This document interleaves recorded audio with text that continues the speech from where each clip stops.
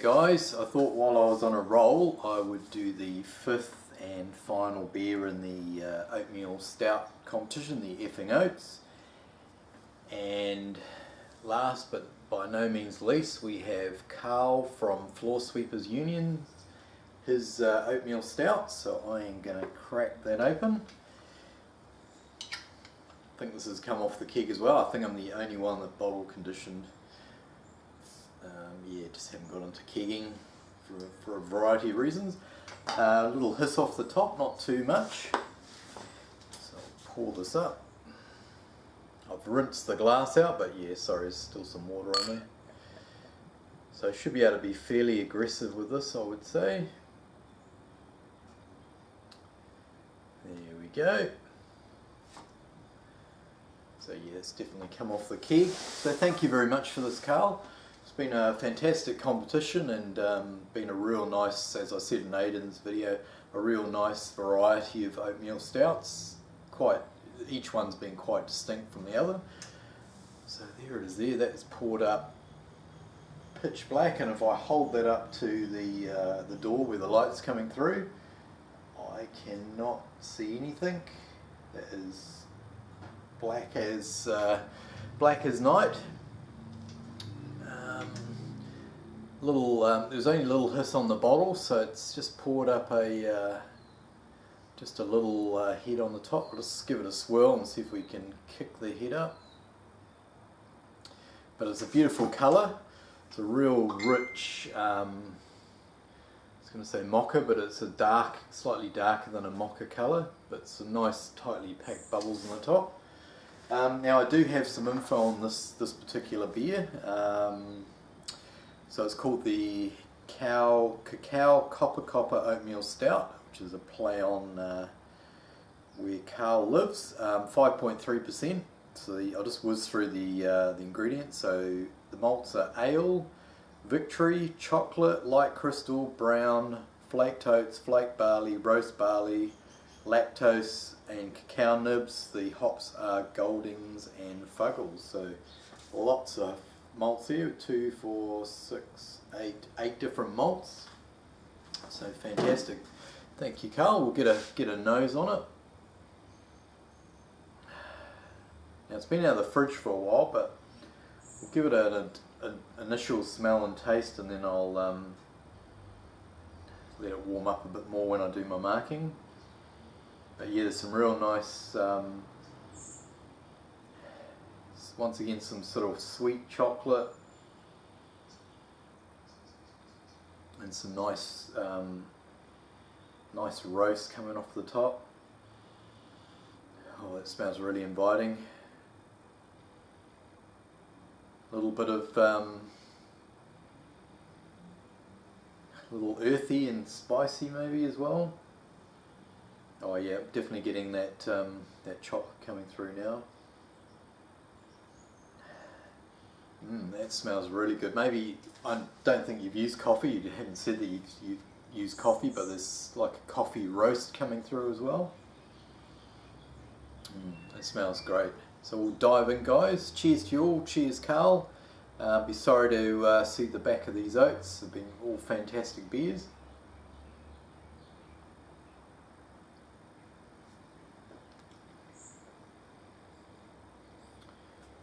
Another mouthful. I don't know about you guys, I often find I have a mouthful, and then on the second mouthful I feel like I'm picking up a lot more. Not only is it a chance to think about what you're picking up, but you seem to get more intensity of flavour on the second mouthful.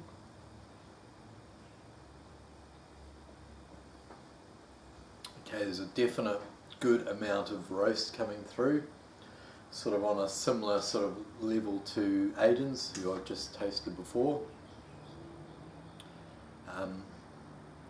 Even though it's got the sweetness from the lactose, my mouth feels a bit dry at the back, so it's got it's a bit of a contradiction there, sweetness coming through initially and then a bit of a dry finish.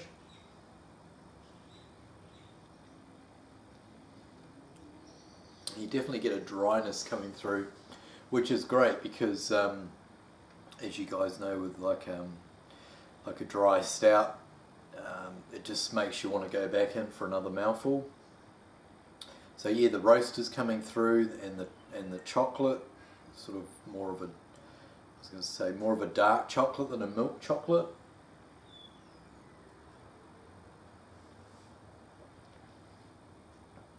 And it's got a sort of toastiness coming through as well, probably from that that brown malt.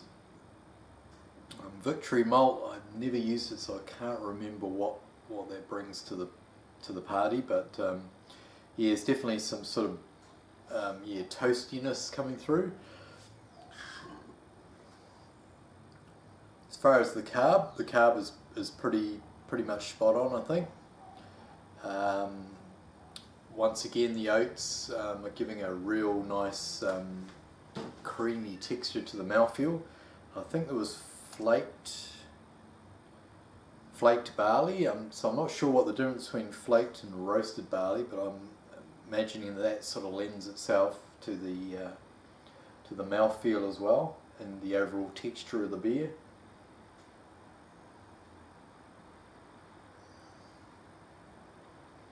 It was really nice, Karl. Once again, now it's warming up a bit. I'm getting almost like some dark, sort of raisiny, raspberry type flavours coming through. It's amazing, you've got, you know, crystal and chocolate and barley, but when they're all combined, you get these other flavours that are created. Oh, that's really nice. So 5.3, so it's you know, it's real good. I wouldn't say it's got a really good body on it. I'd say that's a really good medium body, maybe a bit more. So even if, I mean, it's 5.3, so it sounds sessionable, but I don't think it's one you'd want to session on, to be honest. There's a lot of quite intense flavours coming through.